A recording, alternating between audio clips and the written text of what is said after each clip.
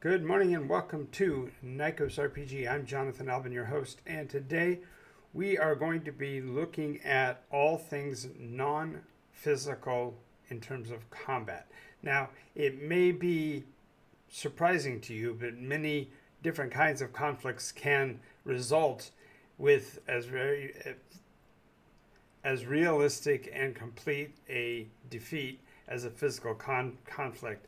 And game mechanisms have gotten us so used to using combat as the only way to resolve social interaction or approval or disapproval of action that it has become virtually unrecognizable. And so today we're going to take a bit of a deep dive into the thoughts and concepts that go into creating conflict and how to go about resolving them.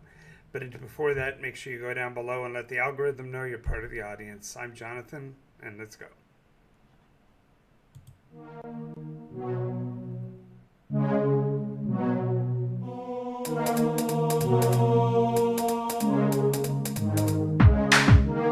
Absorbing damage is the name of the game.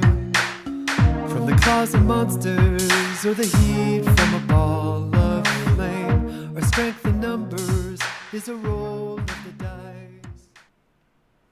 Alrighty, so roleplay games as a whole were originated, at least in the early days, to handle warfighting. It was an extension of the war games community to actually engage in roleplay, and while they didn't have all the details worked out, they did have at least some structural integrity coming from the areas of social engineering and social studies that looked at how we resolve conflict, and they utilized those to create the very first combat mechanisms. And while they are useful for that, they do leave a lot to be desired in terms of other forms of conflict. As a matter of fact, most of them were left in what is now in the category of hand-wavium, that the game master simply would say this or such happened. He would perhaps use some of the discussion points that the players had brought up, but it was not a situation of mechanically resolving the outcomes with any kind of definition. It was sort of for the players to decide whether it was a satisfactory result or not. And so almost always those conflicts would go directly to combat because it was easier simply to deal with those through those resolutions. So today we're going to talk about what those conflicts might be. Now, non-combat can be a wide array of things. Perhaps it's a disagreement about land. Perhaps it's a argument about who should have priority on a particular highway or location. Perhaps it has to do with who has the more attractive children. The categories can be very varied, and the mechanics of conflict aren't normally outlined. So today we're going to look at some of those secrets, and I'll show you some of the tricks that I use to resolve these, and I'd like to get your input, see what you feel about it. Now, non-combat conflicts are obviously not going to be situations that end in people's deaths. I suppose you could include the non-combat equivalent of poisonings, but that's not really what I'm referring to. When I speak of non-combat conflicts, I'm talking about those situations where you simply have disagreements and you need to resolve them within the game mechanism. Either it was an affront by a local politician, or it was the outcome of a discussion with a merchant. These need to be resolved in some fashion. So let's take a look at them, shall we? All right, so the first thing we have to kind of determine is what is the battlefield? What are the grounds for the differentiation? If two individuals have gotten into a fight, how do you resolve it? Is it a matter of dissing someone? I mean, you could go into an entire combat rap battle if you wanted to as a means of doing it. And so you have to choose what is the appropriate battleground. Usually it's politics, and so therefore you have to have some way of determining the manipulation or the sway of the crowd and how they respond to the things that are being said in the conflict. So you have to really outline what is going to be fair and unfair grounds for the discussion. Sometimes this doesn't necessarily handle a specific category, but instead what it does is it provides a means for defining the boundaries or parameters. So in order to accomplish that, then you need to develop a usable skill for that conflict. So perhaps it's a matter of picking up a skill in drama and rhetoric. Maybe you're a better actor than you are convincer. And perhaps on the other hand, you're really good with the data, but you're not a great social person. So you have to determine what skills you can bring to the table that are going to change the outcome one way or the other. Since we're not talking about martial skills, it's not like you say, well, I'm going to take a dagger and you're going to take a greatsword or whatever the mechanisms are. We're actually talking about how you're going to interact with each other verbally, whether this is, like I said, you got a skill in undermining, or you've got a skill in interpretation, and whatever those skills are, then you've defined them and you've got a way to use them in the conflict. Now, because it's going to be making the conflict even more abstract than, say, a combat sequence, it's only fair to specify what would be the outcome of a use of the functional use of that skill. That also means that you have to define a way to determine what is a win condition. When is one player concluded? When has he finished the job of defeating the opponent, and what those parameters are? Because it's abstract, it's usually best to be spoken of in the meta play environment, in other words, outside of the actual engagement, but to decide what will be the conclusion of the matter and what it will mean to be the successor, or in the conflict, who's going to be the winner, so to speak. This also means you have to establish the win-loss mechanism. At what point does what one person say eliminate the need for any further argument? How does the conflict, if you are, for example, trying to discredit somebody, have you accomplished that mission, and how does that reflect in the game?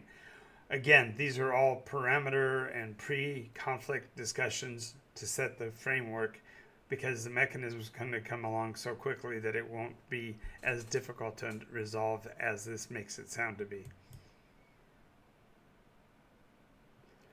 This also means you'll want to take into account the stakes. What is it that each player will get, so to speak? What will they earn? What will they develop in their win? And what the outcome will cost them in other terms. So, for example, maybe you have a lot of trade negotiation going on, and arguing this point in the public environment might cause you to lose those conflicts, might lose those contacts, and change the very mechanism of how you play out the rest of the engagement.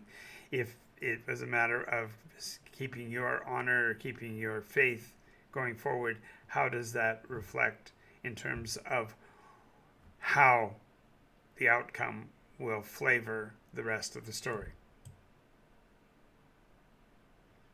So once you've determined those things and everyone has agreed to them, then it's really a dice roll, interpreting those dice rolls in terms of relative successes and failures until such time as one team clearly has succeeded and the other one has clearly lost. Now, in some conversations, they don't end, and therefore the players may choose only to relent. So in the case of the person who has lost the argument, they automatically have to relent, and therefore they have to stop the argument.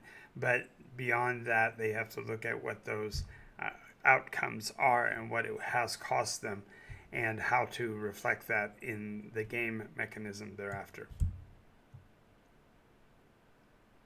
Now, the interesting thing is that in no case does the die roll die roll required if both the players in the engagement or both of the actors in the engagement agree to verbal conflict. And when that happens, then they simply have the audience, if you will, gauge the situation. Now, if you are playing a solo game and only have 2 or 3, then naturally dice roll will probably be required to determine success or failure, because there's no way to determine fairly how the words land.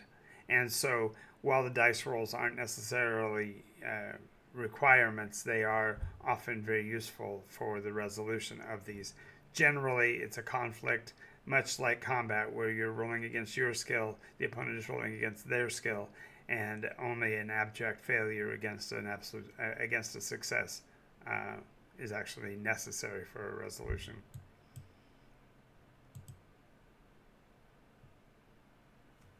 Now, some would argue, why would you use the same mechanic for conflict as you do for combat? And the reality is that the conflict similarities are everywhere.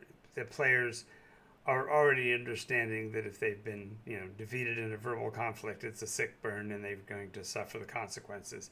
If they were called to task on some facts in evidence and they fail to represent them properly, then they have to overcome that lack of faith. And so the similarities between conflict and combat are not as deep as you might assume.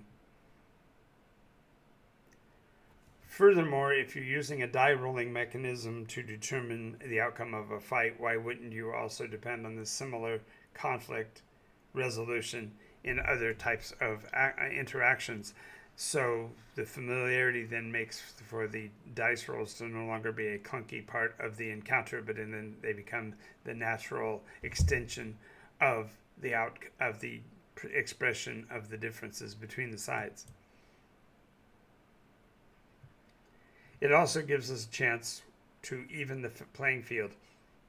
If we are in a conflict verbally and we have a competitor who has field advantage in terms of him being local, and he's got his cronies who are going to be his yes men and such, having a dynamic mechanism that takes into account your advantages actually evens the playing field and makes the conflict less about the die roll expertise and more about the actual story elements that you have in place during the game. So as we come to a close here, I have to ask you the question: how do you handle conflict in your games currently?